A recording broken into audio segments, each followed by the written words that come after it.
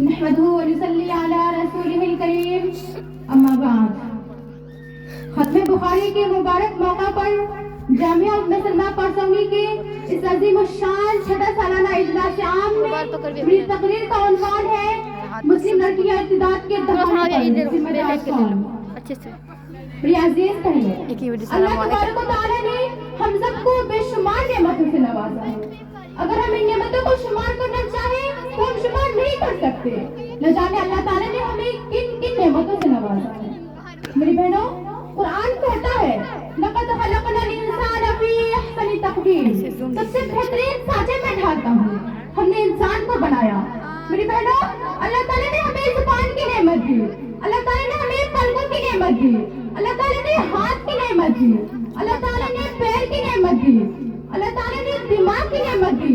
نہ جانے اللہ تعالیٰ نے کن کن نعمتوں سے نوازا ہے. لیکن میری بہنوں، سب سے پہلے جس کا نام آتا ہے وہ ایمان کی دولت ہے.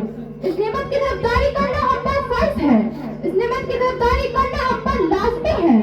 شریعت کا تقاضا یہ ہے کہ ہم شریعت کے احکام کو اپنی انفرادی اپنی اجتماعی زندگی میں نافذ کریں اور ان تمام باتوں سے اور ان اعمال سے بچنے کی کوشش کریں جن سے ایمان کمزور ہو جاتا ہے.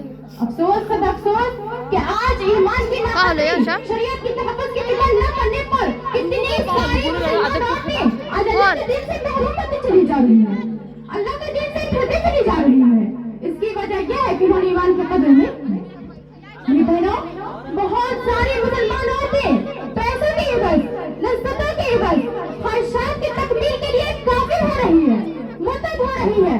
میری بہنوں، یاد رکھو تمہارا یہ دین سے پھر جانا، تمہارا یہ مرتد ہو جانا، اس سے اللہ تعالیٰ کو کوئی نہ کوئی اثر ہونے والا نہیں ہے. اللہ تو طاقتور بے نیاز ہے. اللہ کو تمہاری عبادت، تمہاری نماز، تمہاری کوئی بھی عبادت کی ضرورت نہیں ہے. اللہ تو پاک اور بے نیاز ہے. میری بہنوں، اگر تم ارتداد کی دہانے پر چلی جاؤ، اللہ کے دین سے منہ موڑ دو، اس سے اللہ تعالیٰ کی عزت میں ایک مچھر کے پر کے برابر کی کوئی کمی نہیں آئے گی. کیونکہ قرآن کہتا ہے وَإِن تَتَوَلَّوْا يَسْتَبْدِلْ قَوْمًا غَيْرَكُمْ، کہ اے ایمان والو، اگر تم اللہ کے دین سے محروم ہو گئے اور تم اللہ کے دین سے پھر گئے تو اللہ تعالیٰ تمہاری جگہ کسی اور قوم کو لے کر آ جائے گا جو تمہاری طرح نہیں ہوگا. میری بہنوں، بہت ساری مسلمان عورتیں جو مسلمان گھرانے میں پیدا ہوئی انہوں نے ایمان کی قدر نہیں کی. آج ایسی عورتیں ایمان سے محروم ہو رہی ہیں، آج ایسی عورتیں مرتد ہو رہی ہیں. باضابطہ اسکول کالج میں پڑھنے والی مسلم جوان لڑکیوں کے پیچھے ہندو جوانوں کی ٹیم تیار کی گئی ہے جن کا کام ہی محبت کے نام پر مسلم لڑکیوں کو تباہ و برباد کرنا ہے. میری بہنوں، یہ لوگ پہلے محبت کا وعدہ کرتے ہیں، شادی کا وعدہ کرتے ہیں، پھر محبت کے فریب میں پھنسا کر جذباتی طور پر اپنے آپ سے قریب کر کے دھوکہ دیتے ہیں. پھر شادی کر کے چند دن یا سال بھر ساتھ رکھا جاتا ہے، پھر طلاق دے کر گھر در کے ٹھوکرے کھانے پر مجبور کر دیتا ہے، جس کی وجہ سے اس لڑکی کا گھر واپسی محال ہو جاتا ہے. اس لیے کہ اس لڑکی کے لیے ان کے گھر والے اس کے لیے دروازے بند کر چکے ہوتے ہیں، جس کی وجہ سے اس لڑکی کا اس شوہر کے ساتھ رہنا اس کی مجبوری بن جاتی ہے، جس کا فائدہ اٹھا کر وہ شوہر اس لڑکی سے جسم فروشی کرواتا ہے.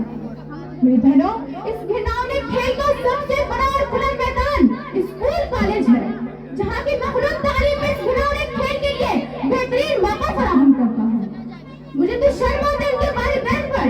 ان والدین کو اس وقت اپنی بچیوں کو برقع اور حجاب دینے کی ضرورت تھی، لیکن میری بہنوں، ان والدین نے اپنے بچوں کے ہاتھ میں موبائل فون پکڑا دیے ہیں اور وہ کبھی بھی اپنی بچوں کی خبر گیری نہیں کرتے. میری بہنوں، یاد رکھو کل قیامت کے دن جواب کی اور ہماری اللہ کے دربار میں حاضری ہوگی تو وہ عورتیں جو کفر شرک کی حالت میں چلی گئی وہ اللہ کے دربار میں دعوے کریں گے کہ اے میرے خدا، آپ مجھے جہنم میں بھیجتے ہیں، مجھے آپ کا فیصلہ منظور ہے.